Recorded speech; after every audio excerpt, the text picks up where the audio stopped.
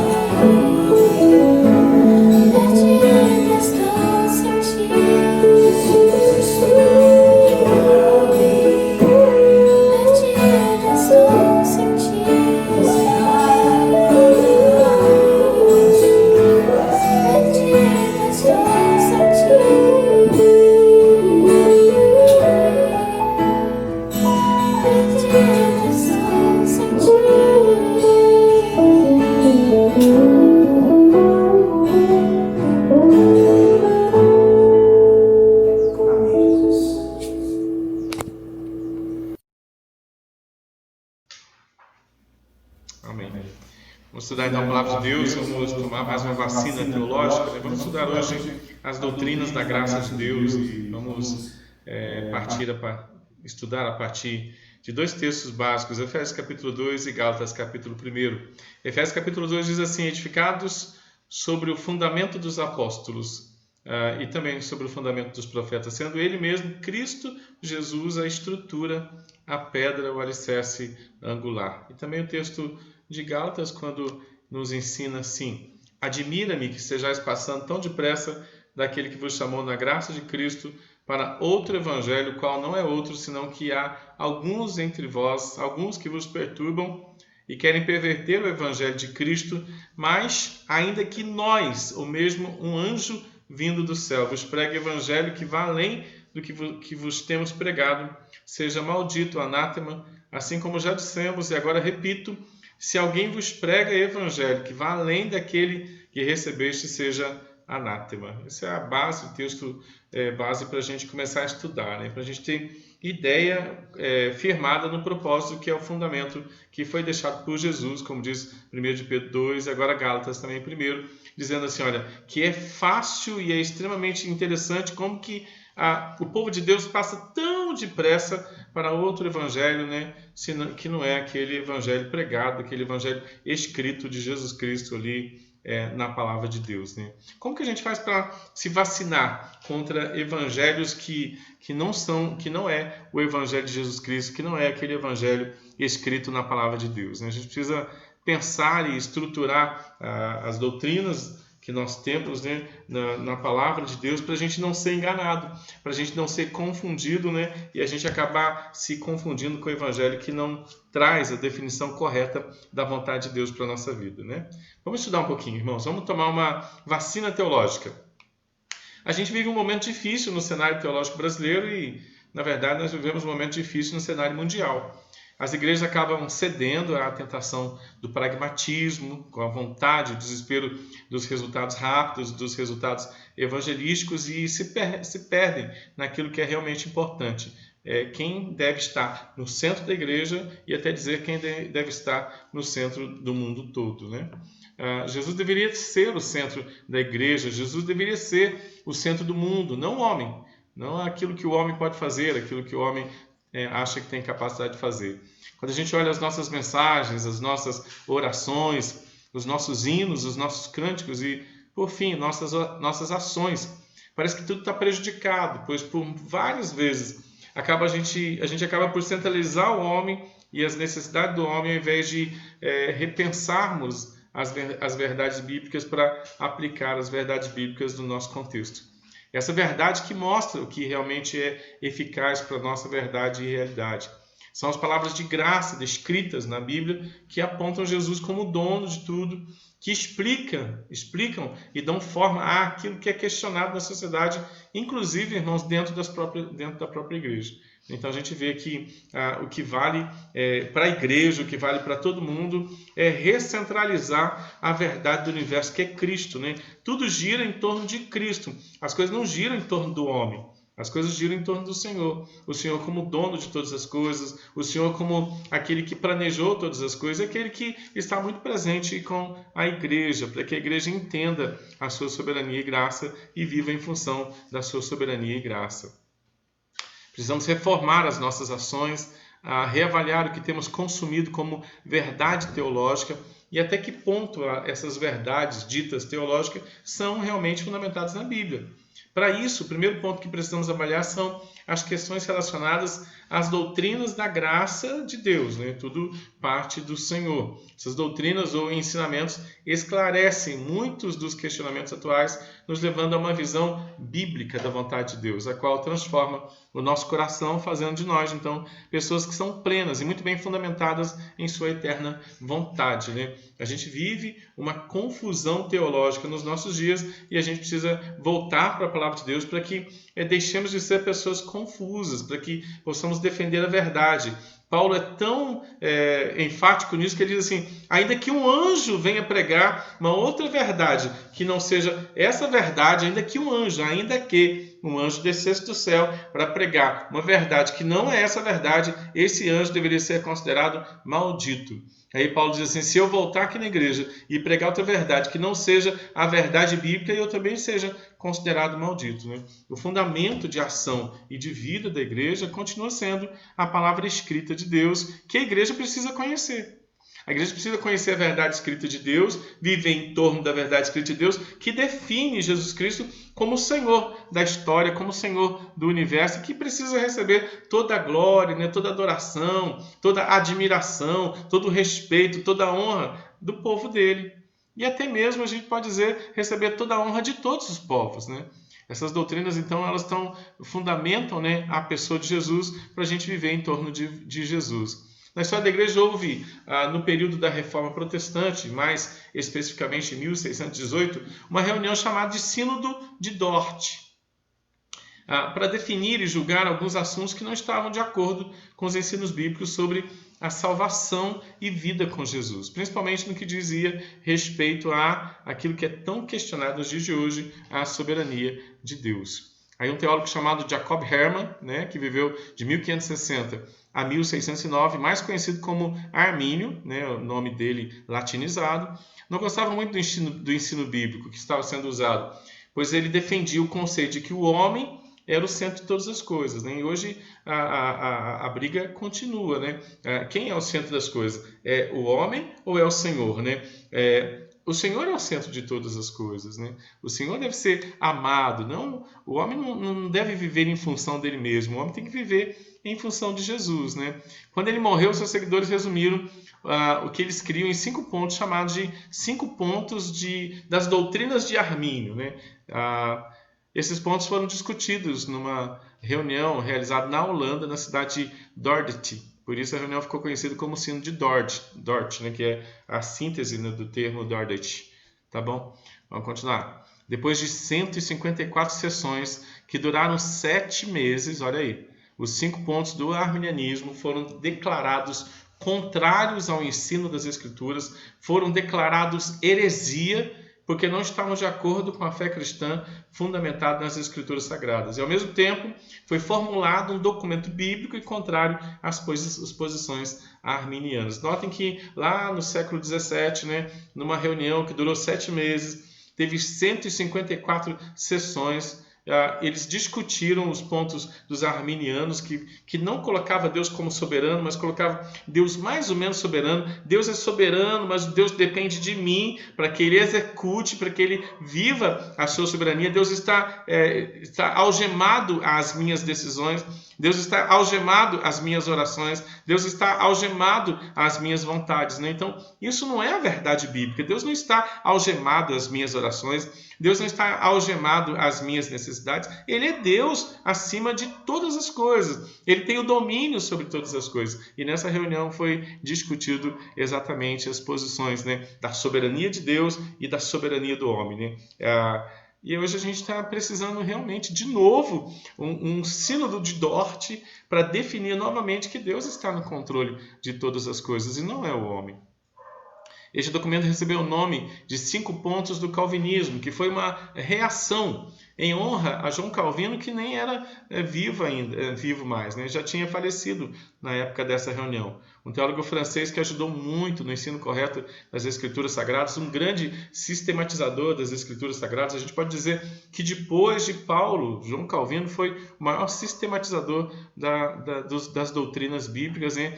Trabalhando em cima de Gênesis a Apocalipse, naquilo que Paulo definiu. João Calvino acreditava na graça soberana de Jesus em todos os aspectos da vida humana. E seus ensinamentos foram todos fundamentados nessa verdade bíblica, né? A graça soberana de Jesus. Então, a gente pega de novo, né, Jesus como Senhor da história, coloca ele de novo no centro de todas as coisas, e a nossa vida, a nossa ação, a nossa oração e a nossa adoração passa a ser agora em torno de Jesus, e não mais em torno do homem, né?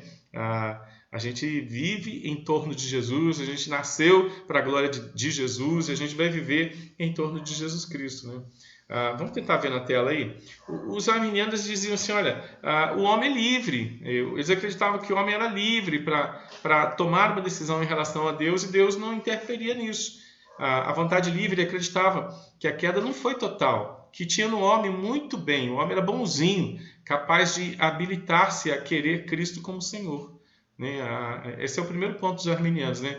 Se o homem não quiser Deus, Deus não força a barra, né? Eles acreditavam no ponto 2 sobre a eleição condicionada, né? Eles acreditavam que o homem precisava tomar uma decisão. Deus sabia os que iam ser salvos e os que iriam querer ser salvos, né? Isso não existe, irmãos, tá bom? E na expiação universal eles acreditavam que Jesus morreu por todo mundo e no final das contas todo mundo ia ser salvo, né? Na verdade não todo mundo, mas somente aqueles que quisessem, né? Porque o homem teria que querer, né, ser salvo por Jesus. Eles acreditavam então que a graça poderia ser impedida.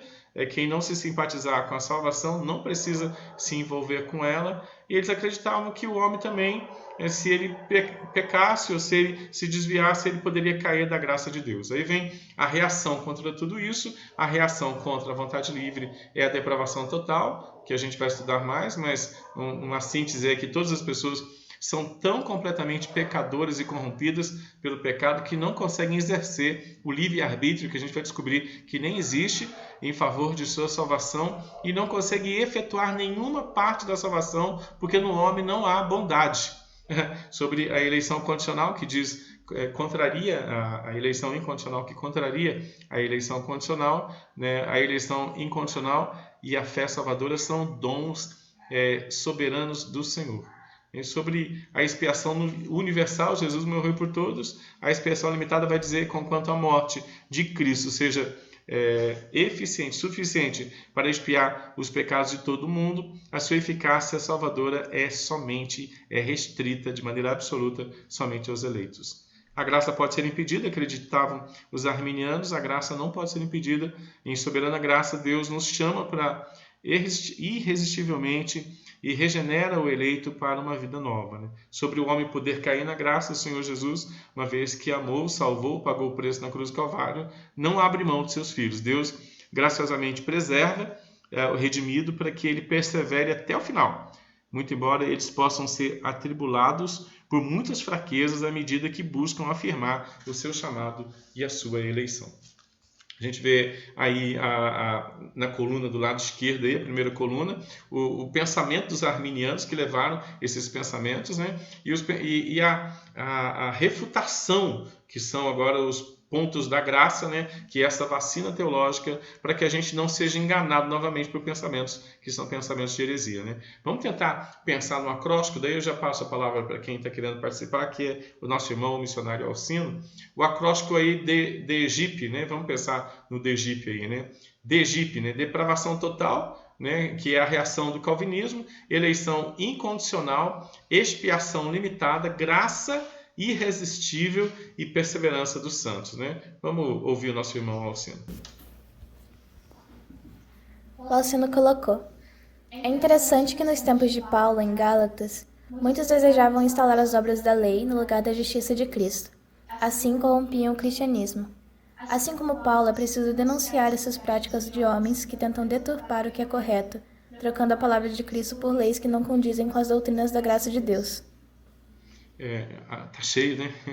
Tá cheio. Às vezes, a gente tem muita misericórdia e nos chama de heresia por respeito, né? Mas como que tem heresia no nosso contexto, né? Heresias, e como que a gente precisa dessa vacina, né? Entender, olha, o homem não tem nada de bom nele, nunca teve, meu irmão. A gente está numa luta constante depois que foi salvo pela graça, né? Não tem condição de bondade nenhuma no ser humano, né? Jesus, ele morreu pelos seus eleitos, né? Morreu de maneira plena e eficiente e eficaz pelos seus eleitos. Seus eleitos não resistiram ao amor dele e ele vai perseverar os seus eleitos até o final, tratando para que amadureçam e cresçam todos os dias, lendo a Bíblia, né? Passando pelas lutas que eles têm de passar para desentubar deste mundo perverso e olhar para cima, né? É isso mesmo, Alcino. Tem mais participação? A Vivi de Conceição colocou: perseverança do santo nos santos. Isso é claro, né, que quem persevera os santos é Jesus, né? Aqueles por quem ele morreu, ele lavou com seu sangue precioso, quem vai mantê-los, né, santificados, né, é o próprio Jesus, é a perseverança do santo Jesus nos santos, né, que somos nós, né? Então que Deus abençoe sempre que Deus nos abençoe para a gente não perder essa visão e não ser iludido, né, com uma teologia humanista, uma teologia pragmática, uma teologia que coloca o homem como centro de todas as coisas, né? O centro de todas as coisas é o Senhor, né? Na depravação total, irmãos, nós vamos aprender então que não havia nada de importante em nós, porque nós somos completamente pecadores, ok? Todas as pessoas são tão completamente pervertidas, são tão corrompidas pelo pecado, que não têm condições nenhuma de exercer livre-arbítrio em favor da sua salvação. Não conseguem efetuar nenhuma parte da salvação. Na verdade, nós nunca tivemos interesse nenhum pelo Senhor Jesus Cristo. E mesmo depois de salvos pela graça, a gente tem que constantemente ler a palavra de Deus, porque a gente continua pervertido e corrompido com vontade de sair correndo. Então isso é algo interessante para a gente entender que há uma depravação. Jesus disse em Marcos capítulo 7, Paulo disse em Gálatas capítulo 5, que a gente precisa lutar contra o velho homem que combate contra a gente todos os dias. Em Gálatas, em 1 de Pedro capítulo 2, a gente vê aqueles 5 detalhes, né? A gente é todo corrompido, né? A gente tem maledicência, a gente tem dolo, a gente tem algumas coisas complicadas dentro do coração da gente que a gente precisa lutar diariamente. Diariamente, todos os dias da nossa vida, até Jesus levar a gente. O dia que Jesus levar, aí tem a santificação, ela se torna absoluta, plena, completa, definitiva. Mas hoje a gente é santo por graça. E santo por graça, a gente está se santificando diariamente. Porque a gente está no combate espiritual. Você está no combate espiritual, eu estou no combate espiritual contra a própria carne que milita, né, todos os dias contra o novo homem que Jesus Cristo plantou dentro dos nossos corações, tá bom? A nossa corrupção pecaminosa é tão profunda e é tão forte que nos torna escravos do pecado e moralmente incapazes de vencermos nossa rebelião e cegueira. Essa incapacidade de salvarmos a nós mesmos, ela é total. Somos completamente dependentes da graça de Deus para vencer a nossa rebelião, para dar-nos olhos para ver e atrair-nos eficazmente ao Salvador, né? Então a gente está olhando para a salvação e a gente está pensando e olhando para Jesus, e Jesus está produzindo essa graça dentro do coração da gente. A partir do momento que essa graça é produzida mesmo em pessoas que são depravadas, elas entram agora num conflito contra o velho homem, né? Jesus colocou o novo homem dentro da gente, mas ele não tirou o velho homem. O velho homem está aí, dentro do seu coração, gritando diariamente, né, para que você ceda aos caprichos e às vaidades, né, que a gente tem dentro do coração. Então tem um combate aí. O homem depravado recebeu um novo homem, e esse novo homem agora, pela graça de Deus que habita na gente, cheio do Espírito Santo, combate o homem depravado que existe dentro do nosso coração. A Bíblia afirma que todos nascemos na condição de pecadores e não há nada que possamos fazer para herdar a salvação. Romanos 3,23 afirma: todos pecaram e carecem da glória de Deus, né? Todos são pecadores. Salmo 14, Salmo 53 também vão afirmar que não há um justo sequer, todos pecaram e carecem da glória de Deus. O Salmo 51, versículo 5 fala assim: eu nasci na iniquidade, em pecado me concebeu a minha mãe. Né? Então não tem essa coisa também de bebezinho santo, idade da santidade, né? Idade que ele... Não tem, irmãos. Desde que nasceu, já nasceu no pecado, né? E precisa ter sido chamado pela graça soberana de Deus na eternidade, né? Para cumprir com os propósitos de Deus em termos de santificação. Isso quer dizer que nenhum ato de bondade, presta atenção nisso, realizado por qualquer ser humano, tem condições de apagar a depravação inerente a ele. Dessa forma, até a virtude, seja ela qual for, daquele que não é alcançado pela graça salvadora de Jesus, não o leva à salvação e a nenhum outro tipo de mérito. Né? Então você pensa assim, que tem tanta gente boa do lado de fora da igreja? Tem. Tem gente fora da igreja que é melhor do que as pessoas que estão dentro da igreja? Tem. Mas isso vai salvá-la? Não. Porque a salvação é crer em Jesus Cristo como Senhor e Salvador, como aquele que veio morrer pelos nossos pecados. Isso é acertado aqui. O Senhor dá aquele insight da graça, a gente crê nele e a gente passa a lutar contra os nossos pecados. Tem gente lá fora que a gente diz assim: nossa, fulano é tão bom que só falta Jesus. Ou seja, falta tudo. Porque nenhum ato de bondade realizado por qualquer ser humano, né, pode apagar a depravação inerente a ele. Né? Romanos 3 fala assim: ainda que eu dei meu corpo, né, para ser queimado, ainda que eu doe tudo, ainda que eu faça um monte de coisa, se não tiver a graça no coração dele, não tem efeito nenhum, irmãos. Não tem efeito nenhum em termos de salvação. Ok? Isso quer dizer que nenhum ato de bondade realizado dessa forma, até a virtude daquele, nenhum outro tipo de fé. Romanos capítulo 14, versículo 23 vai afirmar que não há o que não provém de fé é pecado. Né? É interessante a gente lembrar esse texto que fala, ou as minhas atitudes, elas são ação e reação, oração e adoração de convicção, ou é pecado. Todas as minhas ações, toda a minha oração e toda a minha adoração que não vem de convicção, olha que interessante, né? É pecado. É pecado agir, é pecado orar e é pecado adorar, não estando baseado em maturidade em termos de conhecimento e convicção bíblica. Né? Participa, Mariana. Quem é? A Cosma colocou: o nosso maior inimigo somos nós mesmos. Temos que lutar contra os nossos pensamentos. Todos os dias.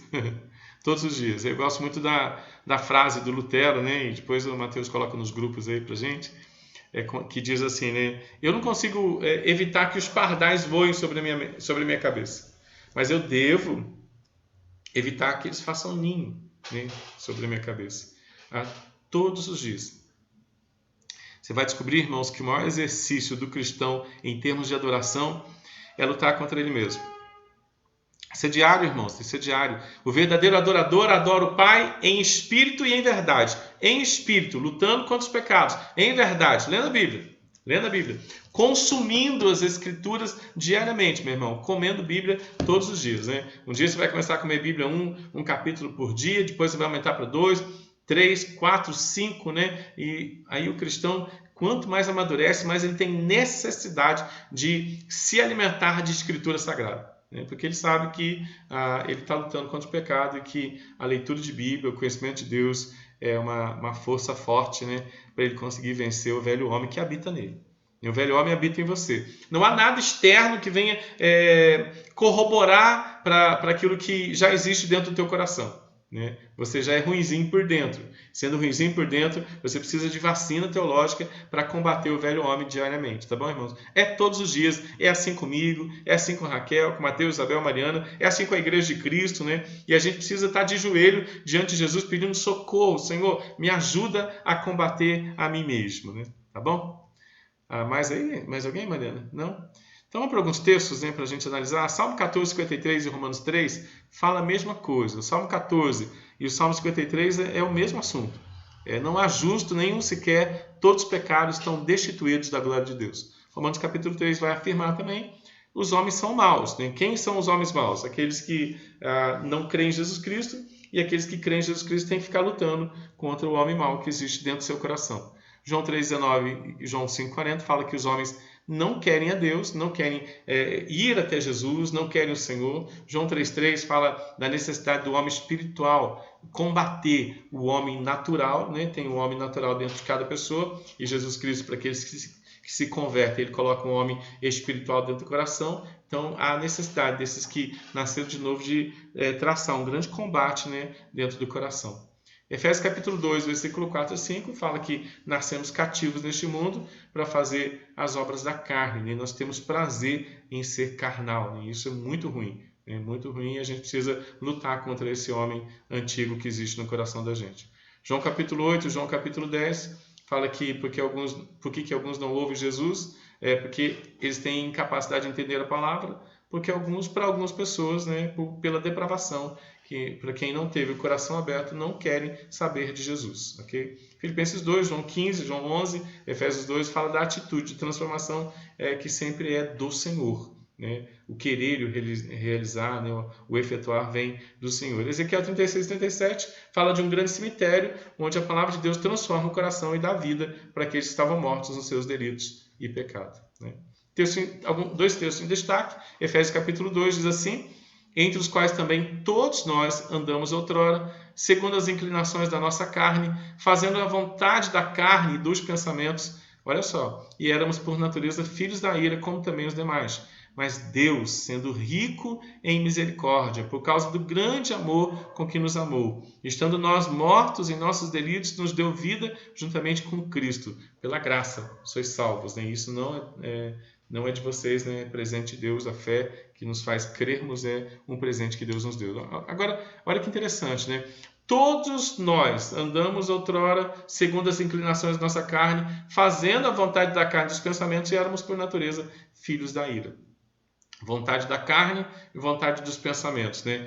Pensamentos e carne, né? A ideia é psicossomática, né? Do pecado. A gente pensa no pecado, a gente realiza o pecado, a gente cobiça o pecado, a gente acaba realizando o pecado, mas a partir do momento que Jesus mora na gente, a gente agora entra num conflito, né? O antigo eu diz assim, faz isso. O novo eu da graça fala assim, não faz isso. Isso não agrada, isso não glorifica o nome bendito do Senhor.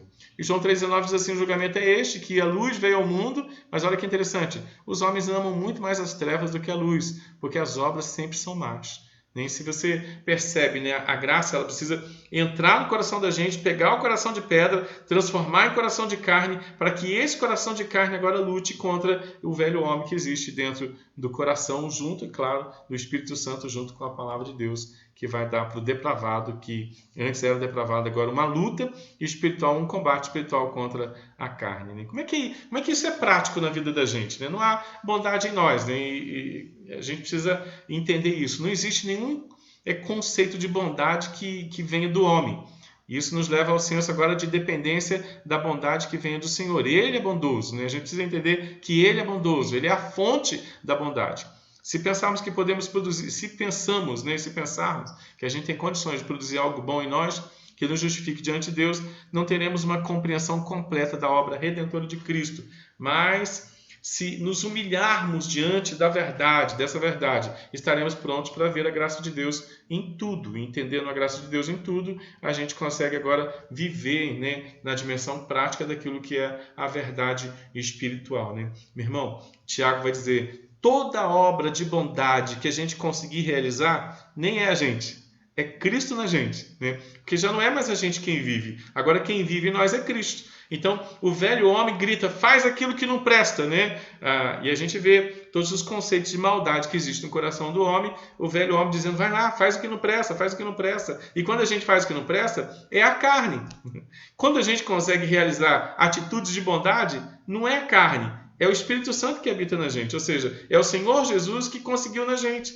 É por isso que a glória é dele. Quando a gente consegue alguma coisa e alguém olha para a gente e fala assim, nossa, você conseguiu fazer isso? A gente já devolve a glória imediatamente para Jesus. Glória a Deus.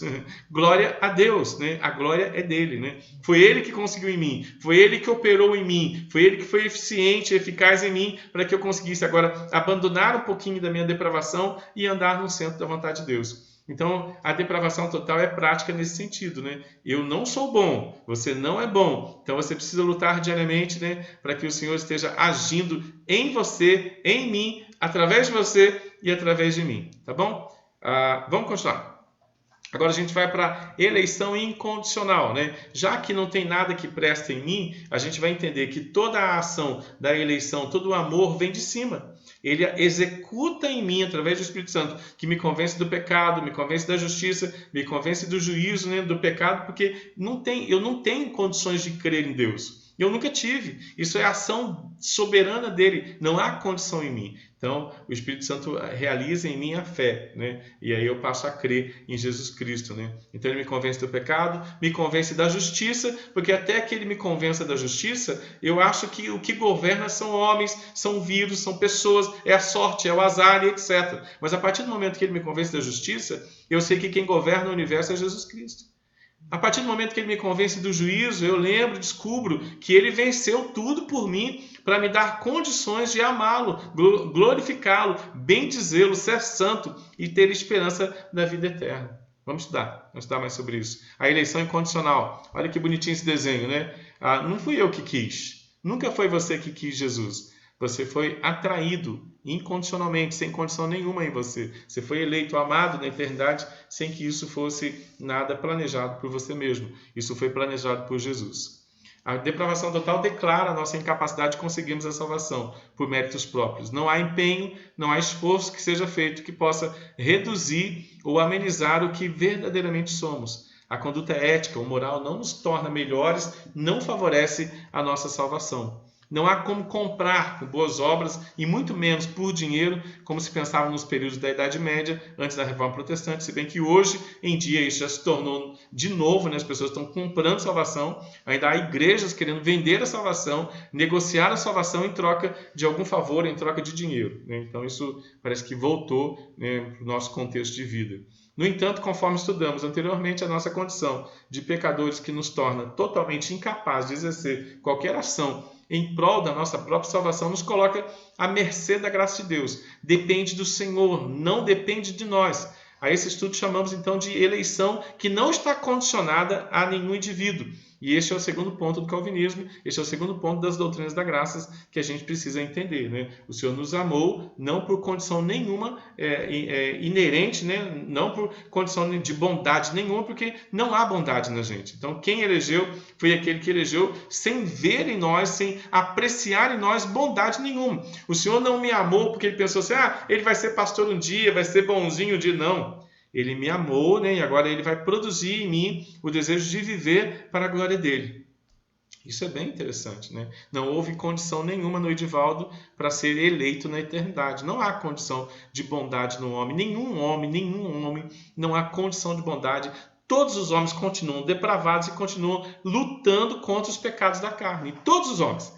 Seja pastor, seja missionário, seja presbítero, seja diácono, todos os membros, né? E acho interessante que quanto mais eu leio a Bíblia, mais eu fico perto das condições, né, que o Senhor requer de mim. Né? Quanto mais eu leio as Escrituras, melhor eu me torno. Mas mesmo me tornando melhor do que eu era ontem, né, sempre vai ter coisa para eu melhorar. Todos os cristãos, né, de 0 a 100 estão em crescimento espiritual. Todos os cristãos, de 0 a 100, têm algo para melhorar na sua vida espiritual. Né? Mas nós estamos no caminho porque o Senhor nos elegeu sem ter condição nenhuma na gente. Ele vai produzir agora a santidade que glorifique e bendiga o seu nome que é santo. A eleição incondicional e a fé salvadora são dons, presentes, graça, soberanos vindo de Deus. Se todos nós somos tão corrompidos que não podemos achegar-nos a Deus por nossa própria ação, é claro que precisamos e dependemos da ação dele a nosso favor, ou seja, dependemos da escolha dele, não há condição em nós, a eleição é completamente dele. A eleição se refere à escolha de Deus quanto àqueles a quem ele quis salvar. É incondicional, porque não há condição, nenhuma condição no ser humano que possa satisfazer a santidade de Deus para que ele escolha salvar alguém. Vamos lá. Participa aí, Alcino. É Alcino? Não. A Cosma primeiro, né? A Cosma colocou: eu creio nessa palavra que vem de Deus. E o Alcino colocou: pensei que o velho homem tinha morrido nas águas do batismo, mas descobri que o infeliz sabia nadar. Agora tenho que matá-lo todos os dias. Martinho Lutero. Eu acho tão engraçado essa frase aí, Martinho Lutero. Eu pensei que o velho homem tinha morrido nas águas do batismo, né? Mas aí eu descobri que ele sabe nadar. Ele sabe nadar e agora eu tenho que matar esse velho homem todos os dias. A palavra é todos os dias. Né? O dia que você não luta contra os seus pecados, o dia que você não lê a palavra de Deus, você está deixando o velho homem brincar, fazer uma bagunça no seu coração. Né? A gente precisa entender essa nossa participação na santificação. A nossa participação na santificação, não na justificação, não no ato de nos declarar justos, né? Mas no ato de melhorar os nossos dias com aquilo que é a condição que o Senhor deu para a gente, né? A gente participar de sacramentos, a gente ler a palavra de Deus, a gente congregar, a gente ler as Escrituras, né? E aí a gente vai amadurecer todos os dias, ok? O homem está morto em seus delitos e pecados, Efésios capítulo 2. Essa é a sua realidade. Efésios 2:1 diz assim, ele vos deu vida, estando nós mortos nos nossos delitos e pecados. A gente nunca teve nada que prestasse para oferecer para Deus. Agora, depois que Ele nos salvou, a gente passa a entender, né, a dimensão prática dessa salvação e a gente passa a viver em gratidão. E a gente tem satisfação. Obrigado, Senhor, por aquilo que o Senhor produziu na minha vida. Né? Obrigado pela salvação. Agora me dá santificação, me dá satisfação para eu poder glorificar o Teu nome em santidade, né, e ter esperança da vida eterna. Em Romanos capítulo 9, o apóstolo Paulo enfatizou a incondicionalidade da eleição. Versículos 11 e 12 do capítulo 9 diz assim, e ainda não eram gêmeos nascidos, não tinha praticado, nenhum dos dois tinha praticado bem ou mal, para que o propósito de Deus quanto à eleição prevalecesse, não por obras, mas por aquele que chama. Já fora dito a ela, Rebeca, né? O mais velho será servo do mais moço. E o texto ainda diz: amei Jacó, porém odiei Esaú, né? A tradução ela diz isso, né? O Senhor amou Jacó, mas o Senhor teve ódio por Esaú, né? O Senhor ama, né? E o Senhor escolhe, e o Senhor não escolhe, né? E a eleição não tem condição no homem, né? A eleição está no coração de Deus, né? Se você entende a eleição, glória a Deus, né? A gente prega o Evangelho, a gente vive o Evangelho, mas quem faz a escolha, quem convence do pecado, da justiça e do juízo é o próprio Senhor. Qual é o critério? O que eles fizeram para merecer ou não a salvação? Eles nem eram nascidos, não fizeram deixar de fazer nada, não era simplesmente pelo fato de nascerem israelitas que todos seriam salvos. Aliás, a escolha aqui ultrapassa os limites da nação de Israel.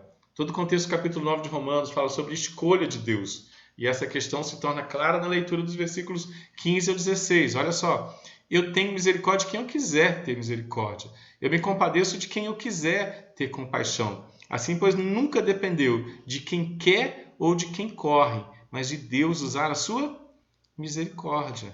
O Senhor é o Senhor da misericórdia. O Senhor escolhe quem Ele quer. O Senhor rejeita quem Ele quer. A eleição não está condicionada à bondade do ser humano. A misericórdia do Senhor é a ação na sua eleição e ela lida com indivíduos e com destinos eternos.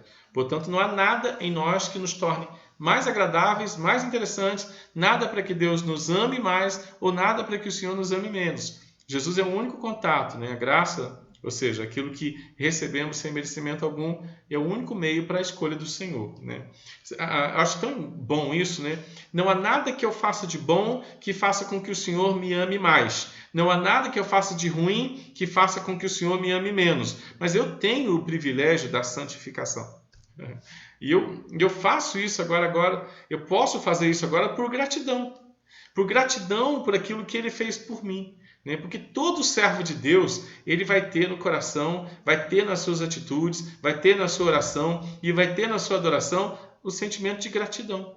E por que você faz isso? Por tudo aquilo, por causa daquilo que Jesus fez por mim. O apelo de Paulo, novamente, Romanos 12, rogo-vos, pois, irmãos, por aquilo que foi feito, que apresente os vossos corpos por sacrifício vivo, santo e agradável a Deus, que é culto.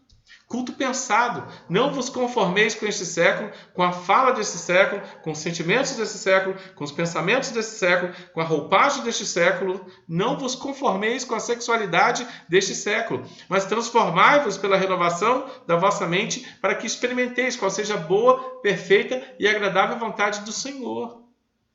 É gratidão transformada em ação, transformada em oração e agora também transformada em adoração. O povo de Deus, que foi salvo pela graça, sendo depravado, não tendo condição nenhuma para ser salvo, é um povo grato. E ele tem Jesus agora como a graça perfeita. Ele entende a escolha do Pai através do Filho, através daquilo que o Senhor veio fazer por nós na cruz do Calvário. Nós temos alguns textos, mas eu queria pensar em alguns textos em destaque. João capítulo 15, versículo 16, que diz assim: olha, não foram vocês que me escolheram. Pelo contrário, fui eu que escolhi vós outros, fui eu que vos designei, Jesus falando, para que vades, deem frutos, o vosso fruto permaneça, com o propósito que tudo quanto vocês pedirem ao meu Pai, em meu nome, Ele vou-lo conceda. Acho que as pessoas transformam essa oração em possibilidades, enquanto na verdade essa oração ela está alicerçada na escolha soberana, no crescimento espiritual de lutar agora contra o velho homem que habita o coração. Enquanto Jesus diz, quem quiser vir após mim, a si mesmo se negue, isso é a nossa ação, isso agora é a nossa oração, 24 horas por dia. Estou agindo contra o velho homem que Jesus mandou eu negar. Então, o que eu vou pedir para o Pai? Senhor, me enche do Espírito Santo para que o velho homem não me domine. Olha que oração interessante, Não é uma oração aberta para diversificação de oração. É uma oração de santificação e de crescimento espiritual.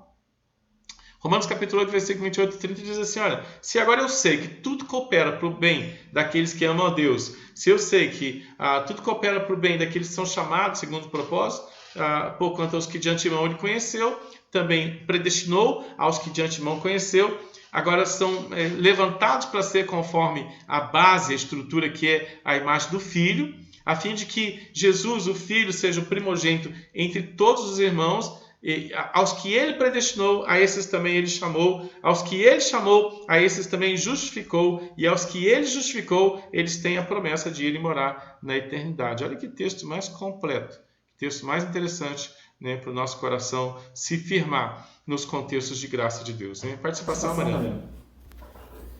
Vivi de Conceição colocou as indulgências gospels, a palavra gospel, gospel, palavra de Deus, foi banalizada. Sim. Tem mais uma participação, né? A Rosilene colocou: a graça se explica em uma cruz. Aleluia. O Helder colocou: Jesus disse: as minhas ovelhas ouvem a minha voz. Só as suas ovelhas podem ouvir seu chamado. E a Vivi colocou: a carta de Paulo aos Romanos é um tratado sobre a soberania de Deus e a depravação absoluta de todos os homens. A expiação não é universal, mas a depravação sim. E o Rodolfo colocou: o mal não é inerente ao ser humano. A escuridão não existe como algo físico. Ela é o resultado da ausência da luz. O vácuo não existe como algo físico. Ela é o resultado da ausência da matéria. Deus jamais criaria o mal. O mal é uma fraqueza humana, inerente da ausência de Deus. A depravação total, e as boas participações aí, a depravação total, ela é a maneira errada que a gente tem de viver, né? A consciência que nós temos da graça soberana de Deus nos leva agora a uma luta constante contra o velho homem que está em nós. O novo homem colocado pela graça de Deus, ele combate, né, o antigo homem. Né? O novo homem colocado pela graça de Deus combate o velho homem. Né? Depois de Adão e Eva terem pecado, né, a depravação veio para todos os homens, porque todos pecaram e estão afastados da graça de Deus. Né?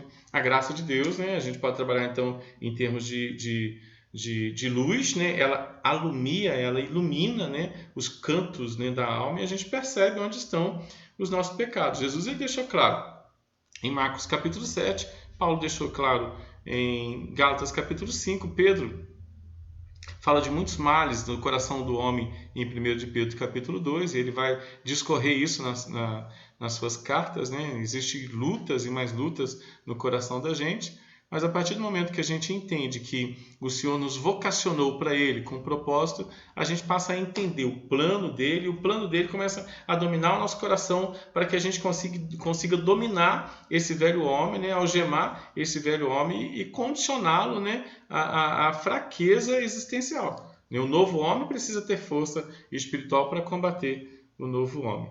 Tá bom, irmãos? Eleição incondicional na vida prática. Como é que eu entendo, né, que não houve nunca nenhuma condição para que eu fosse eleito pelo Senhor?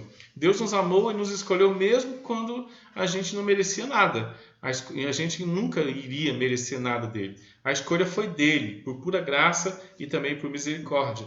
Essa ação do Senhor garante a nossa vitória e nos leva agora à gratidão e adoração. Né? Se não havia nada de condição em mim, e não há nada de condição no homem, nunca houve, mesmo depois de salvo, não há nada de condição nele, senão misericórdia de Deus. Ele é mau na sua natureza, ele é terrível, como dizia o Roberto Carlos, eu sou terrível, né? Não há nada de bom no nosso coração, então a gente precisa ser vigiado 24 horas por dia. A gente entra nessa vigília para combater o velho homem, mas com gratidão no nosso coração. Essa ação do Senhor garante a nossa vitória, nos leva agora à gratidão. Poxa, nunca houve nada, nenhuma condição em mim para que eu pudesse ser amado pelo Senhor. Ele me amou incondicionalmente. Ele me elegeu incondicionalmente. Então, o que eu faço? Gratidão, meu irmão. Gratidão, ser grato. Eu era depravado, a minha condição é depravação, né? Mal mesmo, eu só quero fazer aquilo que não presta. Agora o Senhor me amou e por gratidão eu vou lutar contra esse velho homem que habita o meu coração em gratidão. Tá bom? Vamos lá para o terceiro ponto. O primeiro ponto, somos depravados, nascemos depravados, herdeiros de Adão e Eva. O Senhor nos amou, nos elegeu sem haver condição nenhuma em nós. Agora, a expiação limitada, né? Por quem Jesus Cristo morreu? Jesus Cristo morreu pelos eleitos que ele chamou na eternidade, né? Por quem ele não morreu? Por aqueles que ele não convocou na eternidade, por aqueles que ele não planejou na eternidade. Vamos pensar um pouquinho mais nisso? Olha só, a cruz. A cruz é para quem? A cruz é para quem quer ou para quem Cristo quer? Olha a diferença. A cruz, a graça, é para quem quer ou para aqueles que Cristo quis? Né? Que pergunta boa, né? A graça é para todos ou a graça é para aqueles que o Senhor quis convocar na eternidade? A expiação, irmãos, ela é uma expiação limitada. Ela não são para todos. Você contempla no desenho aí os de azul, são aqueles por quem Cristo morreu. Você contempla aí esse xizinho aí das pessoas, são aqueles por quem Cristo não morreu. Né? A gente sabe que existe uma realidade espiritual chamada céu e existe uma realidade chamada inferno, né? O céu, o ambiente daqueles que foram eleitos na eternidade, e o inferno, a realidade daqueles que não foram eleitos na eternidade. Por quem Cristo morreu? Cristo morreu por aqueles que ele planejou na eternidade, né? E isso é uma doutrina que machuca, embora machuque o coração das pessoas, é uma doutrina que é bíblica, né? A expiação é a obra de Deus em Cristo na cruz, pela qual ele, completando a obra de sua vida perfeitamente justa, cancelou a dívida do nosso pecado, satisfez a ira de Deus contra nós e ganhou para nós todos os benefícios da salvação. Né? Para quem? A morte de Cristo foi necessária porque Deus não poderia, por ser santo e justo, ignorar os nossos pecados, que conforme a sua própria determinação geravam a morte eterna. Assim, para que a sua glória fosse revelada, ele mesmo promoveu o meio totalmente eficaz, Jesus, para que a expiação total fosse feita. Né? Romanos capítulo 3, versículo 24 ao 26 diz assim: sendo justificados gratuitamente por sua graça, mediante a redenção que há em Cristo Jesus, a quem Deus propôs no seu sangue como propiciação mediante a fé, para manifestar a sua justiça por ter Deus, na sua tolerância, deixado impunes os pecados anteriormente cometidos, tendo em vista a manifestação da sua justiça no tempo presente, para ele mesmo ser justo e o justificador daquele que tem fé em Jesus Cristo. Por quem toda a obra expiatória foi feita? Né? Para explicarmos melhor essa pergunta e obter a resposta bíblica para ela, precisamos entender o que Cristo realizou realmente na cruz em favor daqueles pelos quais ele morreu. Tá bom? A doutrina da expiação abre o caminho para o entendimento dos demais assuntos, pois a base é: não há salvação no próprio pecador, pois todos são totalmente depravados, sem iniciativa para buscar a Deus, então todos deveriam ser condenados e lançados no inferno. Todos os valores da salvação estão na expiação de pecados, no sangue derramado de Jesus Cristo. A gente olha no Antigo Testamento, a expiação era simbolizada através do sangue derramado de animais, os quais prefiguravam a expiação totalmente eficaz de Jesus. Hebreus capítulo 10 diz assim: entretanto, nesses sacrifícios faz-se recordação de pecados todos os anos, porque é impossível que o sangue de touro, o sangue de bode, remova pecados. Quando, porém, Hebreus 9 ainda, quando, porém, veio Cristo como sumo sacerdote dos bens já realizados mediante o maior e mais perfeito tabernáculo não feito por mãos, quer dizer, não desta criação, não por meio de sangue de bodes e de bezerros, pelo seu próprio sangue, entrou no Santo dos Santos, uma vez por todas, tendo obtido, então, a eterna redenção. O novo nascimento aqui depende do sangue derramado, assim como o chamado eficaz e o arrependimento. É através da obra expiatória de Cristo que as portas para o perdão e a vida eterna estão agora abertas. Mas para quem as portas estão abertas? Para todos? Não, irmãos, somente para os que creram, para os que buscam. Não, para os que creram, para os que buscam, não, para aqueles que foram eleitos na eternidade. A palavra de Deus deixa bem evidente a situação do ser humano. Morte por depravação total e incapacidade de escolher o Senhor. Por isso estudamos anteriormente o estado do homem e a escolha eterna do Senhor. Se há uma escolha eterna, então há uma expiação específica feita somente para os escolhidos. Não há, o Senhor não, uma gota do sangue derramado na cruz do Calvário tem poder para salvar o universo todo, se o universo todo fosse habitado por pessoas. Mas ele é eficiente somente naqueles que o Senhor deu fé para crer naquilo que foi feito na cruz do Calvário. Você consegue entender isso, meu irmão? O sangue de Jesus, uma gotinha do sangue de Jesus, teria poder para salvar o universo todo, se o universo todo fosse povoado. mas ele só é eficiente na vida daqueles que creem e aqueles que creem porque foram eleitos na eternidade para crer no Senhor Jesus Cristo. Ok? Vamos lá. Jesus morreu para reunir os filhos de Deus, conforme o texto de João 11, versículo 5 a 52.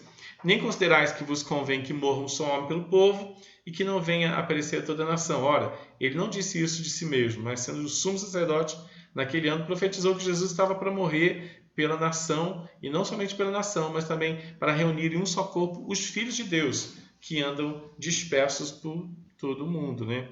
Jesus se entregou pela sua igreja, irmãos. Um dos textos mais claros sobre a intenção específica de Deus na morte de Cristo é Efésios capítulo 5, versículo 25 a 27. Neste texto, Paulo afirma que a igreja é quem recebe as bênçãos pela morte e ressurreição de Jesus Cristo. Maridos, amai a vossa mulher, como também Cristo amou a igreja e a si mesmo se entregou pela igreja, para que, sendo entregue pela igreja, santificasse a igreja, tendo purificado por meio da lavagem de água, pela palavra, para apresentar a si mesma igreja gloriosa, sem mácula, nem ruga, nem coisa semelhante, porém santa e sem defeito. Por quem Cristo morreu? Cristo morreu pela igreja. Pela igreja. O que é a igreja? A igreja é a associação, é a comunhão de todos os eleitos esparramados por todo mundo. A igreja é o corpo de Cristo. A igreja é aqueles que creem na palavra, é aqueles que sabem que pecaram, aqueles que lutam contra os pecados, aqueles que leem a palavra de Deus, aqueles que sabem que foram justificados, aqueles que vivem em santificação e sabem que estar com Jesus no céu é incomparavelmente melhor do que todas as coisas que a gente possa imaginar. Nem olhos viram, nem ouvidos ouviram, nem nunca jamais penetraria em coração humano o que o Senhor tem reservado para os seus eleitos lá no céu. Então a gente vive uma expectativa, a gente luta o bom combate, a gente está completando a carreira, né, para a gente poder guardar a fé. Né? Por que guardar a fé? Porque no céu não precisa de fé. Você precisa de fé aqui, hoje. Você precisa de conhecimento daquilo que foi feito por você e ter fé aqui para a gente passar nessa jornada, né, nessa luta espiritual de existência humana. Mas lá no céu, a gente precisa de ter fé, porque a gente vai contemplar, a gente vai ver Jesus face a face. E a gente vai ficar muito feliz, obrigado, estando na presença de Jesus. Né? Essas verdades, essas coisas que a gente aprende, né, sobre as doutrinas da graça, é para a gente não ser enrolado, para a gente não ser confundido com heresias. E há tantas heresias sendo pregadas, tantas heresias sendo cantadas, tantas heresias sendo oradas, tantas heresias sendo até... Não sei se a gente consegue dizer isso, mas adorada dentro das igrejas no dia a dia, que são assustadoras, irmãos. Pode falar, Mariana. A Cosma colocou: precisamos entender que somos dependentes de Deus, pois Ele nos ajuda a combater nossos pensamentos e nossas atitudes más.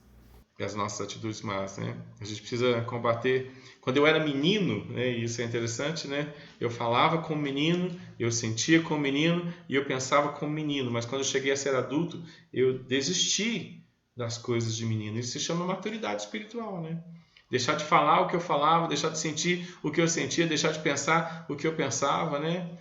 Nos torna alguém conscientes, né, do nosso dia a dia, né? Quando nos entendemos somos dependentes de Deus, isso nos ensina a amadurecer em todos os sentidos da vida. Deus toma a iniciativa soberana para garantir a eficiência do seu plano de redenção. Deus não deixou a escolha para a salvação ou a eficácia da obra expiatória nas mãos de homens totalmente caídos. Ele tomou a iniciativa e já avisou isso desde o Antigo Testamento.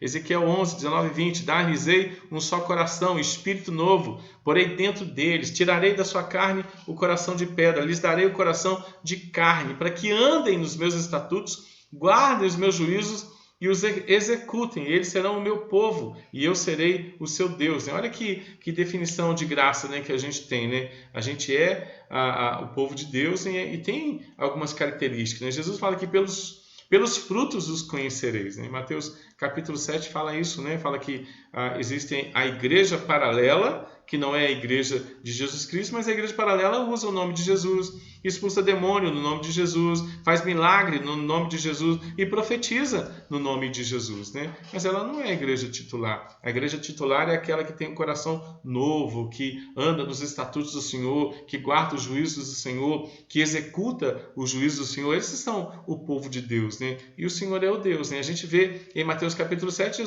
o povo chegando na presença de Jesus, dizendo assim: Senhor, no seu nome nós fizemos um monte de milagres, no seu nome nós expulsamos demônio, no seu nome nós profetizamos, né? 3 coisas que lotam qualquer igreja hoje em dia, né? Você pode olhar aí.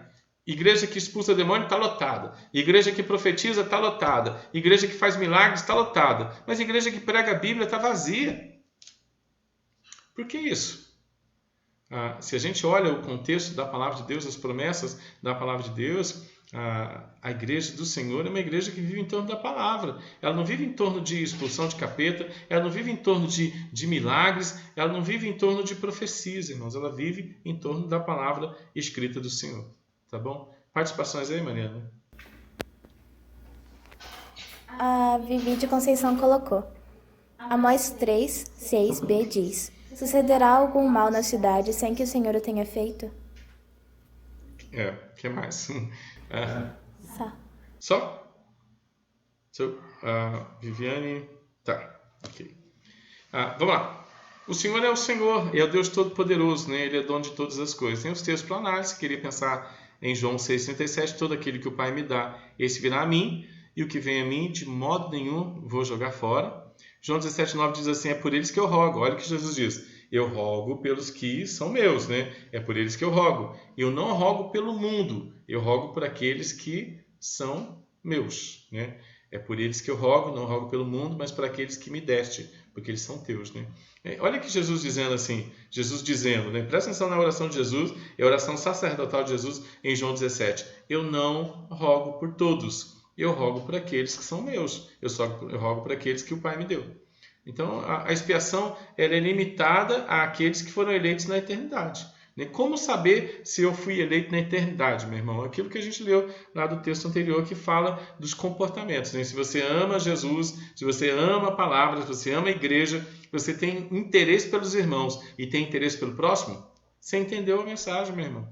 Você sabe que por dentro você não vale nada, né? Mas você está lutando contra isso, mas mesmo assim Jesus pagou o preço por você e você vai lutar até o último dia da sua vida contra esse velho homem que habita o seu coração. Aí, você é salvo, meu irmão. Está salvo na graça. Entendeu que não é mérito seu, não foi você. Entendeu que você por dentro você tem que combater o bom combate todos os dias, né? É por isso que Paulo disse, né? Combati o bom combate. Completei a carreira, agora vou guardar a fé. Vou colocar a coroa na cabeça, vou para casa, né? Mas enquanto eu estive aqui, eu combati o bom combate. E que combate é esse? É o combate contra a carne que assedia o nosso coração todos os dias, tá bom? Expiação limitada na vida prática. Como é que funciona eu saber que fui eleito pelo Senhor, né? Jesus morreu por mim, Jesus morreu pelos seus filhos eleitos, pelos seus escolhidos. A morte dele é eficiente, suficiente para nos dar tudo o que precisamos para vivermos plenos e satisfeitos ainda nessa terra, mas com a cabeça no céu, tá bom? Vamos lá, vamos caminhar. Vamos para a graça irresistível, né? Primeiro, nós entendemos que não temos nada de bom no coração da gente, entendemos que fomos eleitos pelo Senhor, entendemos que o Senhor não pagou o preço por todos, mas por aqueles que foram eleitos na eternidade. Sabemos que essa graça agora é irresistível, nós não conseguimos resistir à graça soberana do Senhor, tá bom? A graça irresistível, então, ela é oferecida, ofertada pelo Senhor, e aqueles que estavam mortos nos seus delitos e pecados agora são ressuscitados para viver essa graça. A doutrina da graça irresistível se refere à obra soberana de Deus em quebrar a rebelião do nosso coração e trazermos a fé em Cristo para que sejamos salvos. Conforme vimos no estudo da depravação total, não há salvação sem a ação do próprio Deus. Portanto, não há salvação sem a realidade da graça que é irresistível. Por estarmos mortos nos nossos delitos e pecados, conforme Efésios capítulo 2, somos incapazes de submetermos a Deus. O que revelamos naturalmente é a nossa natureza, então, morta, rebelde. Sendo assim, jamais creríamos em Cristo. e manteríamos a nossa resistência a Ele, se Deus não tomasse a iniciativa de nos fazer crer. Eu queria que você visualizasse, né, imaginasse agora num caixão. E aí você num caixão e as pessoas chamando você pelo nome, mas você não consegue ouvir ninguém porque você está morto no caixão. A não ser que Jesus viesse e acordasse você. E ao acordar você, você contemplaria Jesus Cristo dizendo assim, olha, você não merece, mas eu te amo e agora você está vivo. Né? Não há resistência na ressurreição do nosso coração. Uma vez que Jesus abre os nossos olhos para crer nele, nós enxergamos Jesus e agora somos incapazes de submeter à vida, porque ele deu vida para aqueles que estavam mortos, né? Mortos em seus delitos e pecados. Jesus ele vem trazer isso para a gente espiritualmente.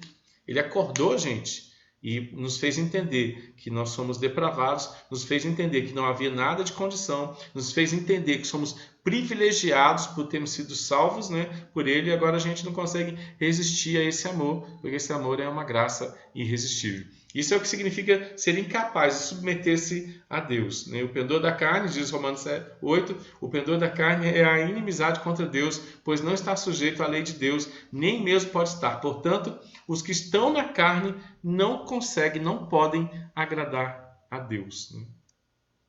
Se uma pessoa se torna humilde ao ponto de submeter-se a Deus, isso acontece porque Deus lhe deu uma natureza nova, humilde. Se uma pessoa permanece tão endurecida de coração e orgulhosa que não se submete a Deus, isso acontece porque Deus não lhe deu tal disposição de espírito. Né? Nós somos do Senhor, nós somos para a glória de Deus e Ele mesmo nos acordou, né, para que pudéssemos então viver para a graça, para a glória do seu nome, que é Santo, Santo, Santo. Em João 6,44 diz assim, Jesus disse, ninguém pode vir a mim se o Pai que me enviou não o trouxer. Esse trazer é obra soberana da graça, sem a qual nenhum de nós seria salvo de nossa rebeldia contra Deus. João capítulo 12, versículo 32, fala sobre o cumprimento da ação salvadora de Jesus, dizendo assim, e eu, quando for levantado da terra, atrairei todos a mim mesmo. Isso é graça. Vale lembrar que esses todos, né, estão dentro do assunto estudado em expiação limitada, onde todos aqui significa tão somente o número dos eleitos, ou aqueles que o Pai deu de presente para Jesus Cristo, conforme João capítulo 6, versículo 37. A verdade é que Deus Pai, Deus Filho, atrai pessoas das trevas para a luz. Jesus morreu por isso. Ele foi levantado para isso, para que os eleitos sejam atraídos a Ele, né? Sem resistência nenhuma, né? Assim, eu não quero ser atraído para Ele, né? Não é essa a vontade do morto quando ele é ressuscitado, né? Quando ele é ressuscitado, os olhos são abertos e ele passa a contemplar o que aconteceu com ele, né? Jesus Cristo o ama, Jesus Cristo o trata, Jesus Cristo o levanta, Jesus Cristo o condiciona e a partir agora desse condicionamento de entendimento, de compreensão da graça de Deus, ele vai viver para a glória de Jesus Cristo como ressuscitado. Texto para análise aqui, né? Vamos pensar em 2 Coríntios 4, versículos 5 a 6. Porque nós não pregamos a nós mesmos, mas pregamos a Cristo Jesus como Senhor e a nós mesmos como vossos servos, escravos, por amor de Jesus. Porque Deus disse, das trevas resplandecerá a luz. E Ele mesmo resplandeceu dentro do nosso coração para a iluminação do conhecimento da glória de Deus na face de Cristo. Ou seja, contemplamos Jesus e agora vivemos para a glória de Jesus Cristo, né? Como é que isso é prático na nossa vida? O Senhor resplandeceu com graça em nossas vidas e nos levando à salvação. Né? Ninguém impede esse chamado, ninguém muda essa realidade na vida do cristão. Né? E agora a gente caminha para essa última condição, que é, se a gente era depravado, se não tinha condição, se o Senhor nos amou na eternidade, a gente faz parte do grupo, né, seleto dos eleitos, né? Se isso, a gente não pôde resistir a isso, será que tem alguém que pode mudar essa condição? Será que existe alguma coisa que eu faça que pode prejudicar, né, eu ser do Senhor? Olha aí, vamos para o acróstico novamente. Aí. Eu era depravado, sou depravado dentro do meu coração, isso não dava para mim nenhuma condição para a eleição, o Senhor me amou a si mesmo, né? O Senhor morreu por mim na cruz do Calvário, isso se tornou irresistível no meu coração e agora Ele vai me perseverar como santo, né? Ele vai colocar santificação no meu coração e aí você vê duas pessoas caminhando, né? Uma delas é Jesus e a outra é você. Né? Então, Quando você enxergar, vamos brincar com aquela ideia da pegadas na areia, né? O dia que você enxergar somente 2 passos, né? Não pensa que é você sozinho. Pegadas na areia é interessante, né? É Jesus carregando você no colo, porque isso vai acontecer constantemente. Jesus vai nos carregar, Jesus vai nos tratar, Jesus vai puxar nossa orelha um tantão de vezes, né? Vai se acostumando com o puxão de orelhas da graça de Deus, porque a gente é meio complicado, né? Você é complicado, eu sou complicado, né? Mas o Senhor vai nos perseverar no meio dessas complicações, vai nos tratar, vai nos ensinar, vai trabalhar o nosso coração para que possamos glorificar então o seu nome. Mas Ele vai nos perseverar. Isso é bem interessante, né? A gente vai perseverar na graça soberana do Senhor. O estudo da perseverança dos santos nos ensina que os conhecidos de antemão são predestinados. Romanos 8,30, né? São predestinados. Os predestinados são chamados. Os chamados são justificados. E os justificados vão chegar lá.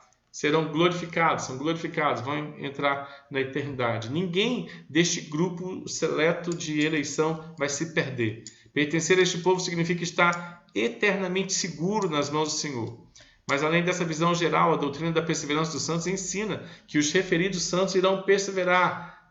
Mas que perseverança é essa? A perseverança baseada na ação do próprio Cristo, a perseverança de Cristo na vida dos eleitos. Ou seja, conforme Paulo escreveu aos Filipenses, olha só que lindo, estou plenamente certo, plenamente convicto de que aquele que começou a boa obra em vós vai completá-la até o dia de Cristo Jesus. Então a gente está sendo treinado desde que o Senhor nos elegeu, desde que o Senhor revelou a sua eleição, não nos elegeu, porque Ele nos elegeu lá antes da fundação do mundo. E diz Efésios capítulo 1, versículo 3, antes da fundação do mundo, não tinha mundo, e o Senhor já tinha nos planejado, já tinha planejado nos manter firme na sua presença. Quando foi que o Senhor me chamou? Antes da fundação do mundo. Quando é que o Senhor trabalha no meu coração? Todos os dias.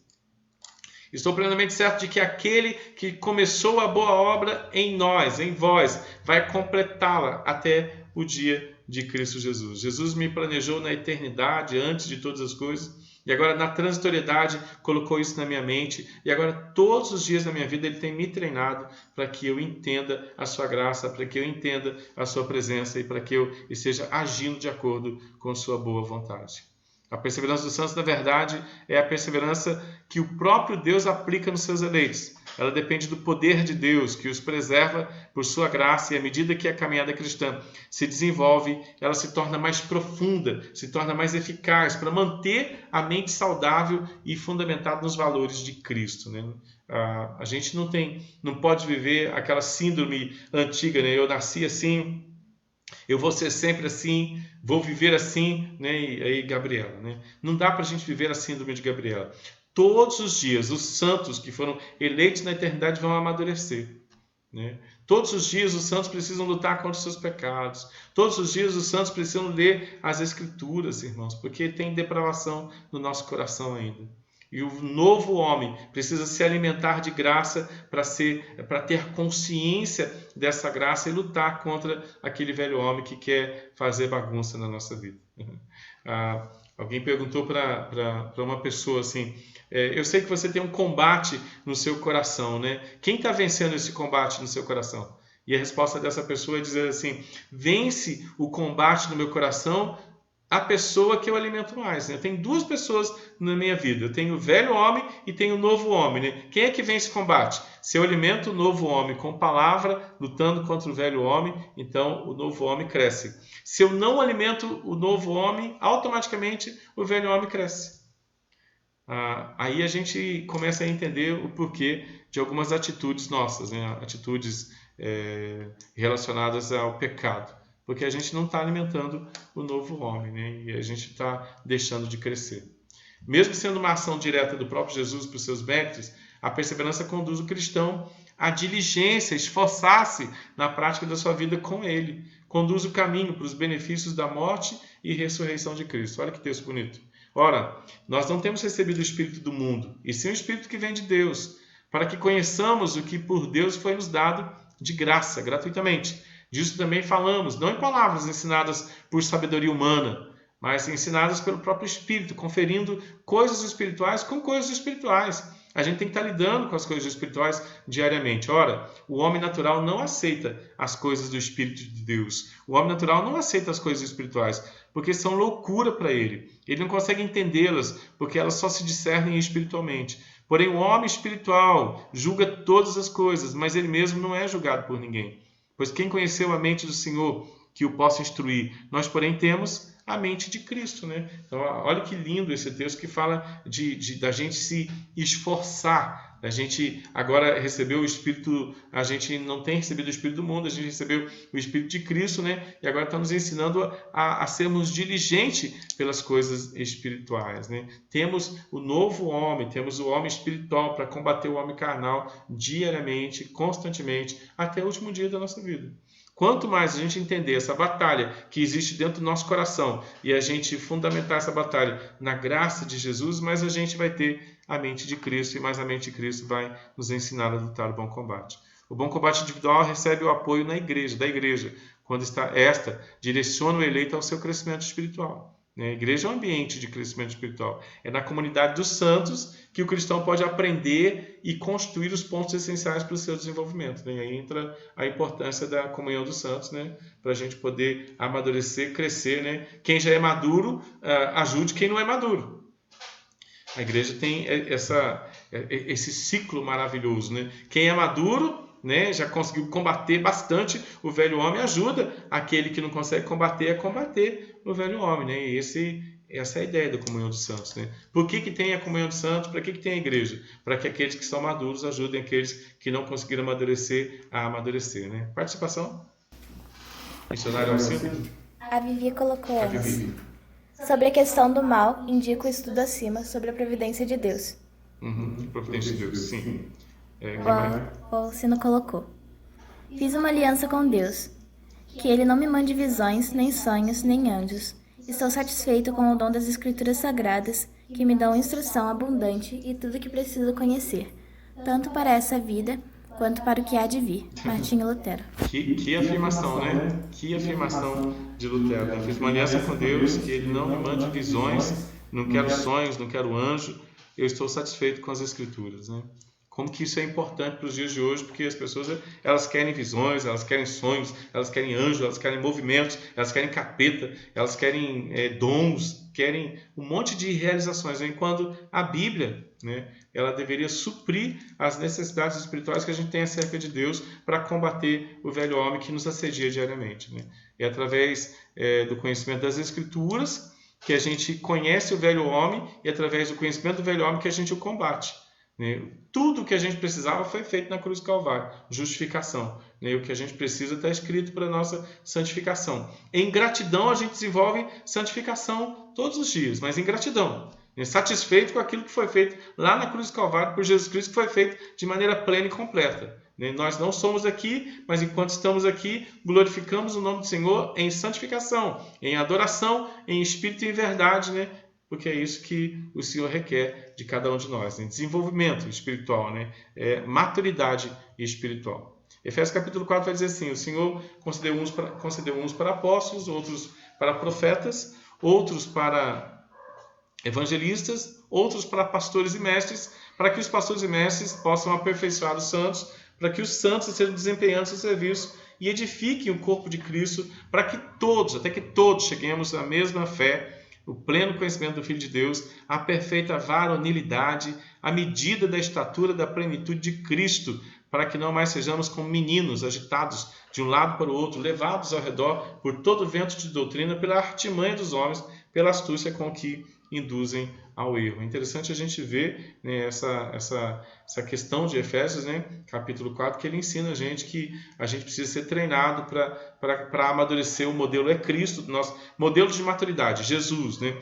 Porque quando a gente crescer a perfeita varonilidade, a gente deixa de ser menino agitado de um lado para o outro, levado ao redor por todo vento de doutrina, por homens cheios de artimanhas, astutos que induzem as pessoas da igreja a errar.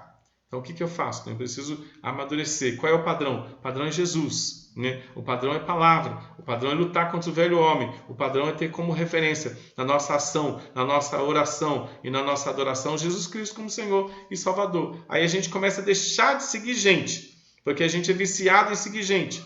E Paulo, quando ele fala, segundo texto lido hoje, né, quando ele fala com os Gálatas, ele fala assim, ó, admira-me que estejais passando tão depressa para o evangelho de homens. Os homens têm poder de usar o nome de Jesus Cristo para manipular a mente da igreja. A igreja precisa estar vacinada teologicamente contra isso. E aí a igreja ela cresce quando ela começa a entender, né, o padrão das Escrituras e não o padrão oferecido pelos homens.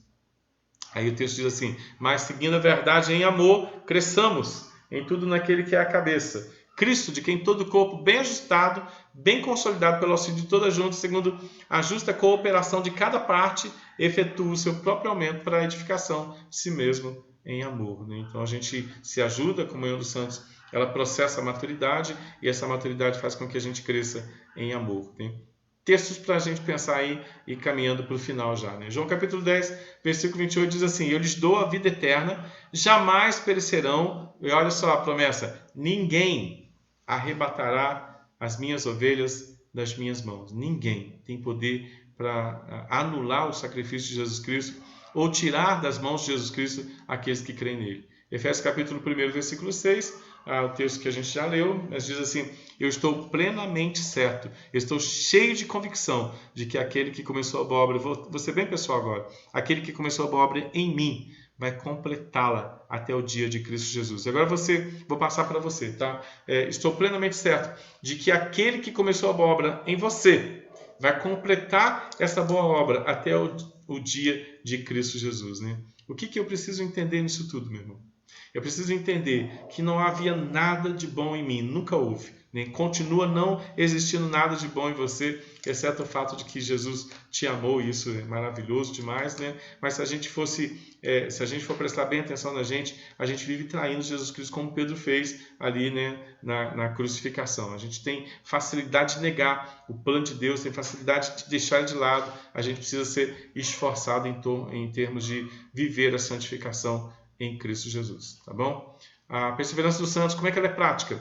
Ela é prática na garantia de que iremos melhorar a cada dia. Você vai melhorar, tá bom? Combatendo o bom combate da fé. E quem nos fortalece e impulsiona a nossa caminhada é o próprio Senhor. Então, vamos pensar? Vamos pensar em Jesus, né? A gente vai crescer? Vai. Ele vai puxar nossa orelha? Vai. Por que ele tem que puxar nossa orelha para a gente crescer? Porque a gente é rebelde. A gente é rebelde de natureza, né? A gente gosta do velho homem, a gente gosta do pecado, infelizmente, né? E a gente gosta de fazer aquilo que não é bom, né? Se a gente faz alguma coisa que é bom e a gente diz assim, eu sou bom, esse é o pecado da vaidade, né? Porque a gente não consegue fazer nada sem Jesus Cristo. Então a gente vive na dependência dele 24 horas por dia, todos os dias, todas as manhãs, todas as tardes, a gente vive na dependência de Jesus Cristo. Então ele vai perseverar a gente, ele vai melhorar a gente e vai tratar o nosso coração para que a gente possa vencer e poder dizer como Paulo disse, né? Combati o bom combate, completei a carreira, né? Então a gente vai poder combater o bom combate enquanto está vivo. A nossa oração é sempre dizer assim, Senhor, me enche do Espírito Santo para eu não ser direcionado pelo velho homem. Essa é a tua oração, meu irmão. E Lucas capítulo 11, versículo 13 diz assim, agora é o 13 mesmo, né? Ele diz assim, né? Se os pais da terra sabem dar boas coisas para os filhos quando esses pedem, quanto mais o teu Pai espiritual vai encher você do Espírito Santo se você pedir para ser cheio do Espírito Santo, né? Se você não pedir, ele também vai tratar o seu coração e vai ensinar você a ser cheio do Espírito Santo, né? Que a nossa oração seja essa, Senhor, me enche do Espírito Santo para eu poder glorificar o teu nome, né? Como santo que é perseverado pela sua graça, né? Vamos pensar, resumir isso? Esse resumo das doutrinas da graça nos dá uma base para entendermos a profunda caminhada cristã na qual estamos inseridos. Há todo um projeto detalhado da parte do Senhor para que os seus filhos entendam o seu chamado, para que seus filhos cresçam com gratidão e esperança em sua obra totalmente eficaz, a obra de Cristo na cruz do Calvário. Amém? Será que a gente consegue entender, que a gente possa entender então, né, essa dimensão boa, prática, né, da presença de Deus na nossa história, na nossa vida, que nós possamos então lutar o bom combate, completar a carreira e guardar a fé na consciência daquilo que foi feito por Jesus na cruz do Calvário, né? Põe em grande para a gente aí, olha, dá uma olhadinha aí, né? Éramos depravados, né, e ainda continuamos com muita depravação no coração. Não havia nada que prestasse nós para que o Senhor nos amasse. O Senhor não morreu por todos, o Senhor morreu pelos eleitos, né? A sua graça é uma graça que os eleitos não resistem, e o Senhor vai manter então os eleitos santos, né, perseverados até o fim, né, combatendo então o bom combate. Participação, Mariana? Adriano Medeiros colocou: somente a Bíblia, a palavra de Deus, basta para nós. Não precisamos adorar mais nada, somente a Ele. É isso aí. A Bíblia tem que bastar para o povo de Deus, né? Manual de instruções do povo de Deus. Manual. Quem mais? Só? Então tá bom. Sadalto aí? Sadalto, Dona Marlene? Estou aqui sim, pastor. Boa noite. É um prazer mais uma vez estar presente, participando do estudo da tua palavra. Foi muito bom. Santo Deus, o nosso Pai, glorificado seja o teu nome. Muito obrigado, Deus, por tudo que tem nos concedido. Muito obrigado, Deus, por mais essa oportunidade de estar falando contigo. Mas neste momento, Deus, nós te pedimos que seja abençoando a tua igreja, abençoando, Deus, principalmente aquelas pessoas que estão hospitalizadas, que as pessoas que estão passando por dificuldade nesse momento. Te pedimos que esteja nos abençoando, nos orientando, ajudando-nos, ó Deus, a fazer melhor a tua vontade. Tudo isso nós te pedimos e te agradecemos em nome de Jesus. Amém. Amém. Tchau para todos. Amados irmãos, né? A paz seja com os irmãos, o amor com fé, da parte de Deus Pai e do Senhor Jesus Cristo. Deus abençoe a todos vocês.